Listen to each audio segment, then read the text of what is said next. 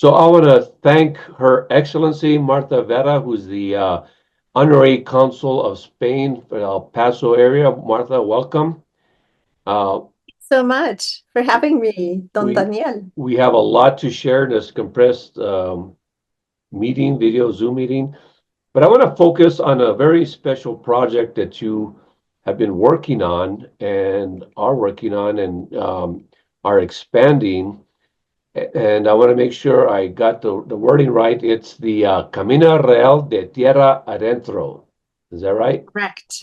O- That's right. Okay, so that's a very exciting project. But before we get into that, Martha, tell us about your. I know you wear a lot of hats. You're a very busy lady, but one of your primary functions is the honorary consul of Spain in the El Paso area. Tell us about that role and how that impacts what you're doing with the Camino Real. Well, in my role, there's several things that I do besides helping both Spanish citizens and American citizens with visas, for students, for people that want to move to Spain. Right now, there is a movement, a law where if you have a grandfather who is Spanish, you can actually get Spanish citizenship or Now, nationality. now is it just grandfathers? I knew it came out in the news. I think it was expired now, but at some point a couple years ago, Spain actually opened up Spanish citizenship if you could prove that you were going all the way back to the 1400s, right, or 1500s. If you were a Sephardic Jew, or if you had left Spain to come to the New World because of the Inquisition, I think primarily. Is that That's part of correct. that, or is that different?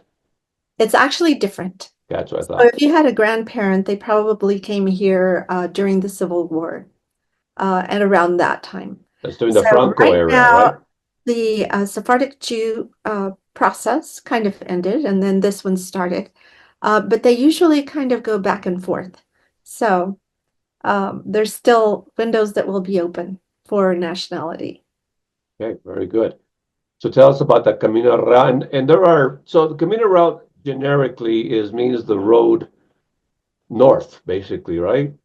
Right, it's the inner road. So they had different roads and routes from Mexico City that went up the middle, which is what the Tierra Adentro means. Now you're They talking had, about Spain did, or the Spanish yes, during Spain did. the Right. Viceroyalty.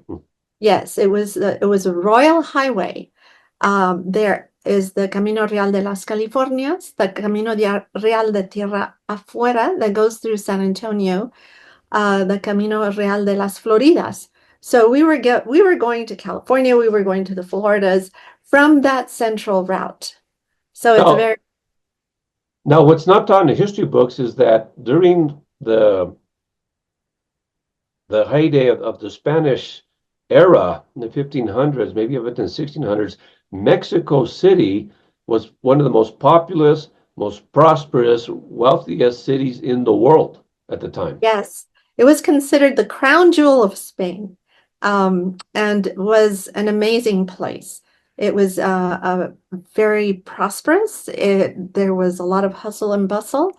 Economically, that's the reason they came up here. They were looking to settle to see what was up there.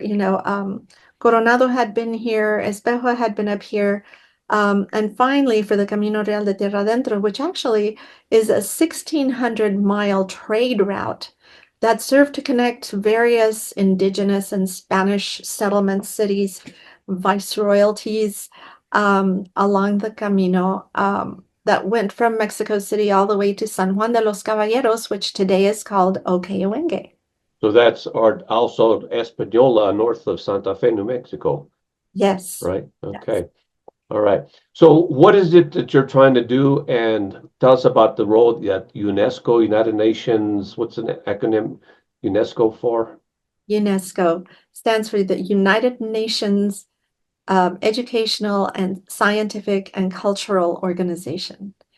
So back in 2001, a nomination took place where Mexico and the United States binationally were trying to get the 1,600 miles designated a World Heritage Site.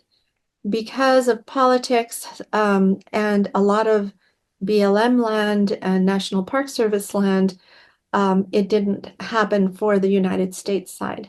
On the Mexican side, it actually did. And in 2010, they got the designation. This book right here was written by José Luis Perea, who is the director of INE, the Instituto Nacional de Antropología y Historia. And this is about the whole Camino Real. However, it's missing the last part of the Camino, which is up here, which is our part. Okay, if you can hold it right there, because depending on the angle, okay, now it's perfect. I can see. So that white line is the Camino Real, the actual route. Right. It's a silver line. And the reason it's silver is that originally it was called El Camino de la Plata. And so they did it in silver to kind of designate that that was actually what paid for the rest of the road. Because after, let's see, in 1595, the king wanted the rest of the road, how can I say, uh, studied, they wanted to see what was up there, if you could colonize there, if you could set up a viceroyalty there, and see how we could work with whoever was out here.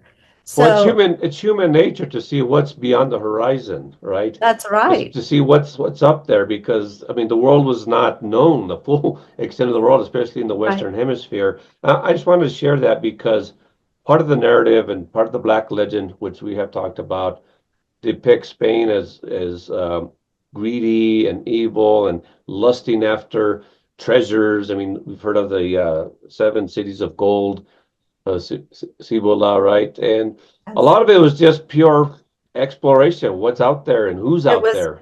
it was pure exploration because guess what? They didn't find a lot of gold No, or they silver did. up here, Yeah. yet stayed. And they made homes and they made friends and family with the natives that were up here. And that's one important factor that we need to be looking at, especially for the designation, because there was a melding of cultures where those cultures and traditions are still alive today in history, in gastronomy, winemaking. I mean, it's amazing. Everything that Don Juan de Oñate brought with him after he left Valle de Allende, which is the end of what is the designation of UNESCO as a World Heritage Site, which gives outstanding universal value to an entity. And right now it's to the Camino and all the monuments, architecture that are in those areas. So this particular Camino Real will be, if it's part of the World Heritage Site, gives it special designation and distinctions and protections, I presume. Yes. Okay. There are protections, um, well, and it's up to each community to take care of their own and preserve their World Heritage Site. Mexico does a great job of that. In fact, every year there is a reenactment of Cristobal Oñate, who is Don Juan de Oñate's father, um, and in the plaza in Mexico City. So things happen there celebrating the whole Camino Real de Tierra Adentro.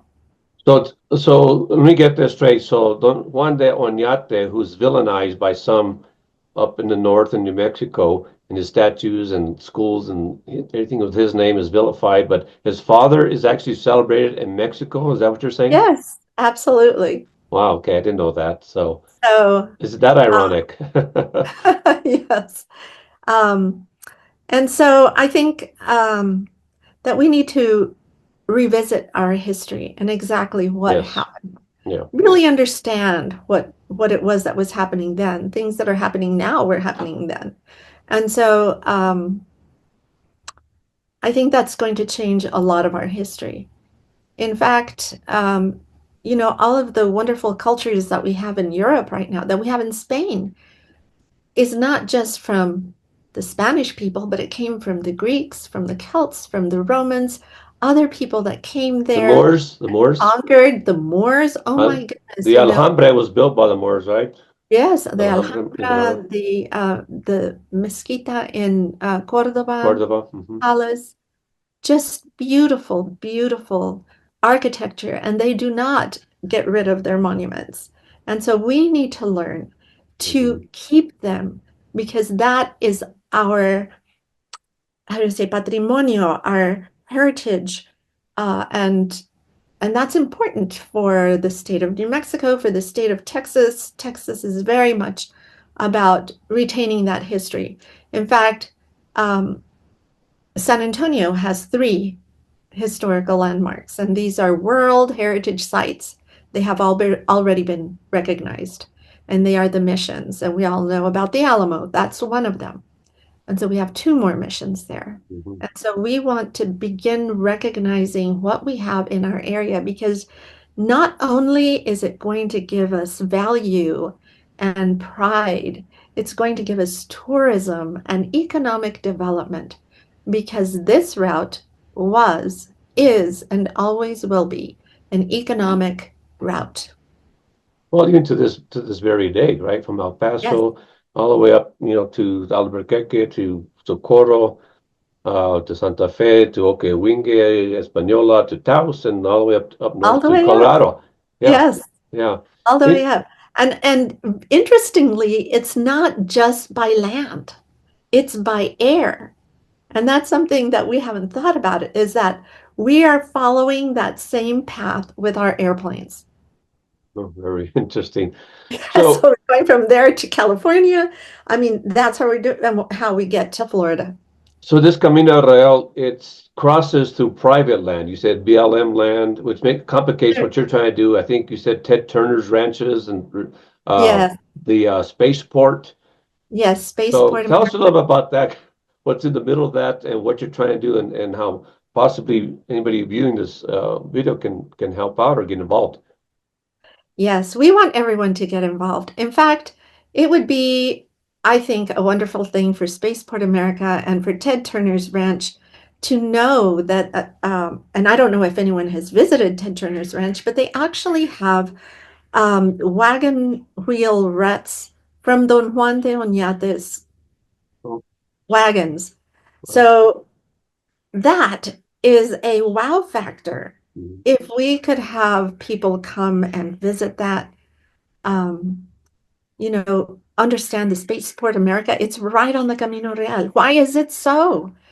Well, I think we have to know that the stars are aligning on this route, Yeah, right? yeah.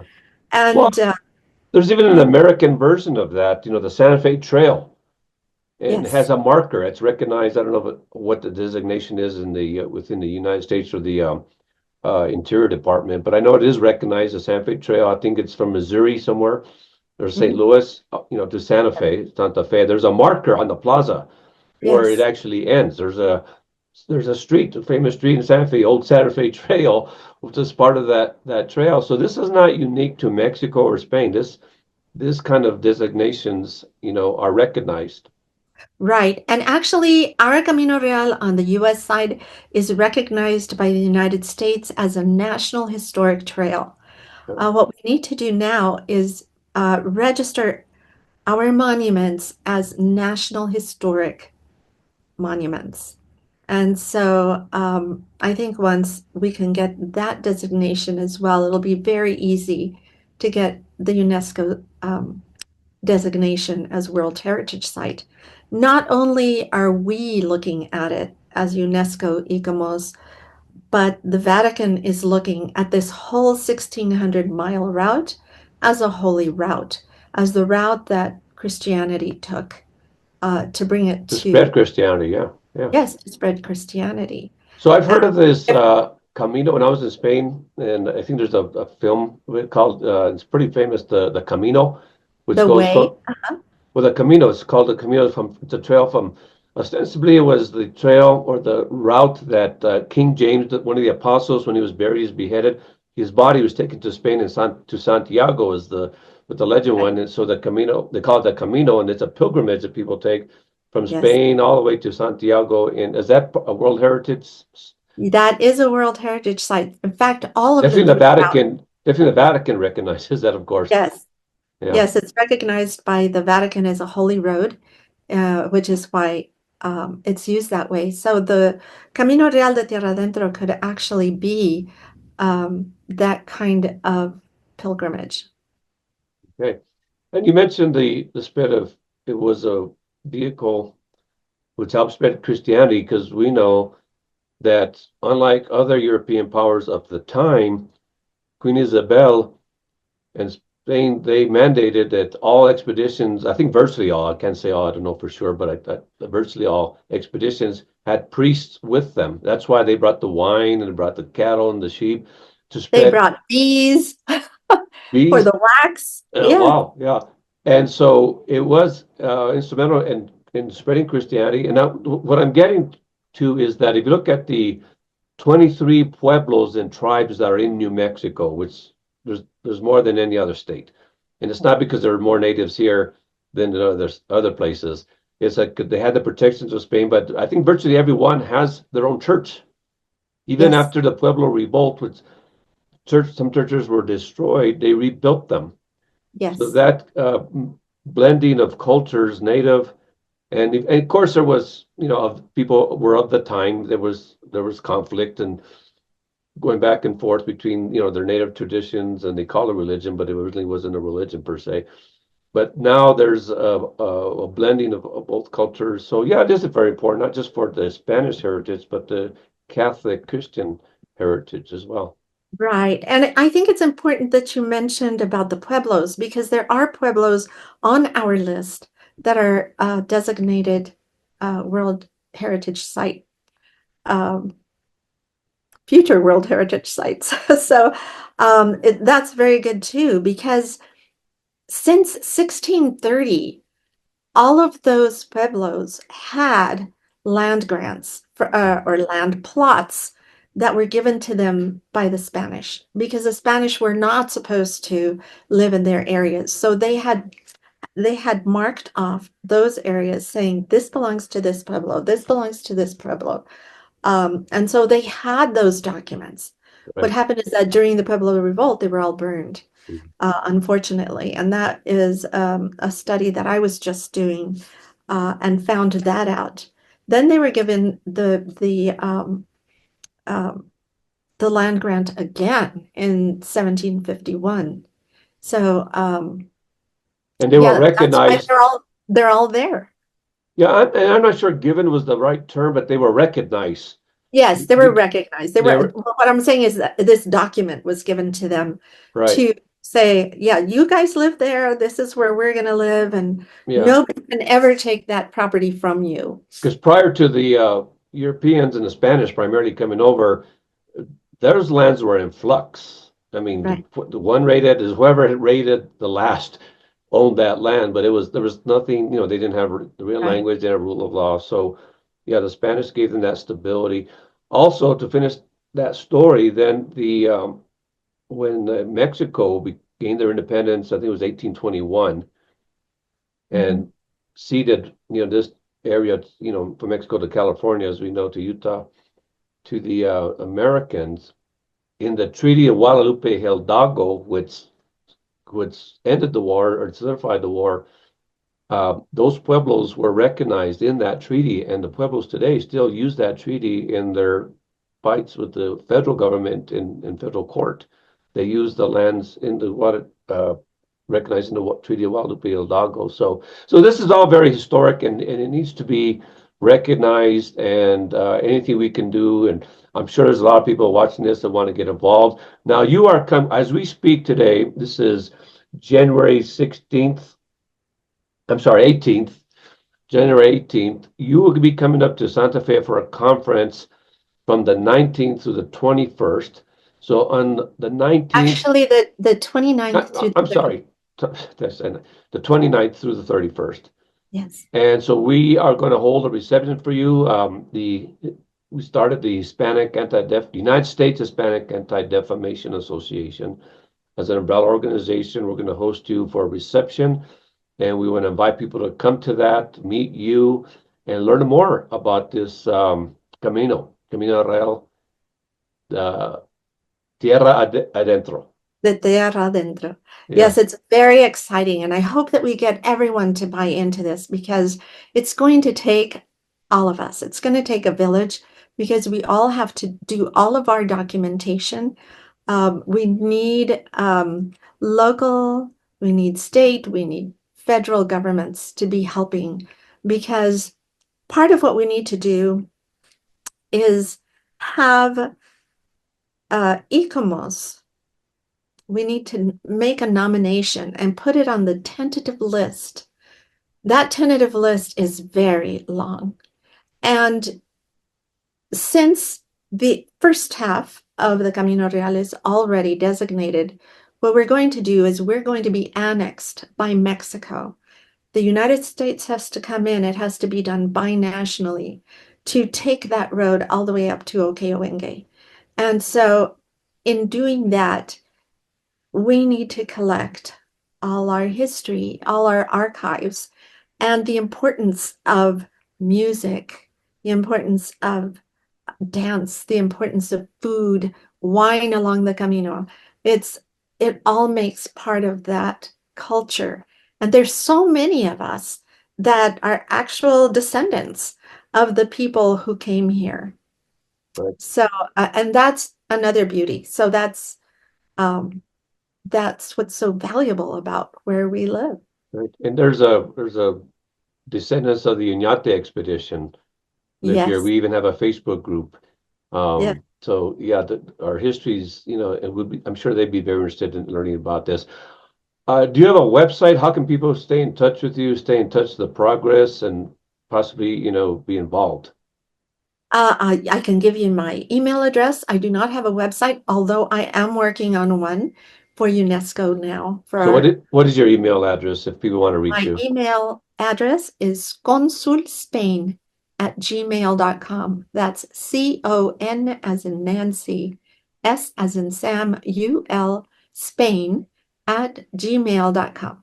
Okay, and when I send this out, I'll see if we can edit this and have that listed there. But no, it's a great story. There's so much history here, so much that is untold, and Yes. very glad and congratulate you on taking on this project. And it benefits all of us to learn more about our history.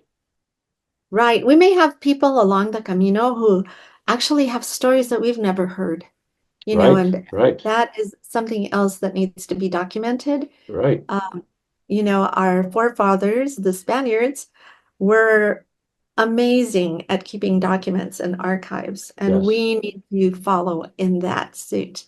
right, right. Very good. Okay. Well, Martha Vera, Honorary Consul of Spain, thank you very much for your time. We wish you much success, and we look forward to seeing you on the 29th of January and invite anybody watching this to join us at that reception. I'll be giving out the location and time when you receive this email. I am looking forward to this. Thank you so much, Don Daniel, for having me on this. Okay, you're welcome. You take care. We'll talk soon. Thank you.